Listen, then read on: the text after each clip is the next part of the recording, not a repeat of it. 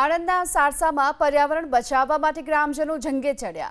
સારસા ગામમાં ઇથેનોલ ફેક્ટરીને મંજૂરી મળતા ગ્રામજનોમાં જોવા મળી રહ્યો છે રોષ। ફેક્ટરીને મંજૂરીના વિરોધમાં આજે સારસા ગામ સજ્જડ બંધ જોવા મળ્યું। ફેક્ટરીની મંજૂરી રદ કરાવવા માટે ગામમાં એક ગ્રામ સભાનું પણ આયોજન કરવામાં આવ્યું। અખિલ ભારતીય સંત સમિતિના અવિચલ દાસજીના અધ્યક્ષ સ્થાને આ ગ્રામ સભા યોજાઈ। આ ગ્રામ સભામાં સાંસદ મિતેશ પટેલ, પૂર્વ સાંસદ જયંત બોસ્કી પણ હાજર રહ્યા।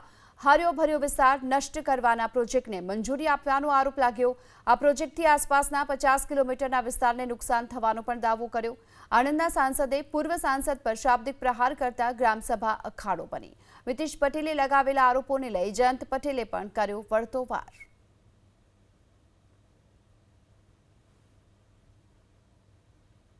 મહારાષ્ટ્રના આશીર્વાદ છે, રાજકારણમાં લાવવા માંગતો નહીં। અહીં કોંગ્રેસ, એનસીપી કે ભાજપ પ્રજાલક્ષી 50 કિલોમીટર રેન્જમાં જે આ પરિસ્થિતિ ઊભી થઈ રહી છે, એમાં અહીંની નાગરિક કે આજુબાજુ પડોશી આ ફળદ્રુપ જગ્યા છે।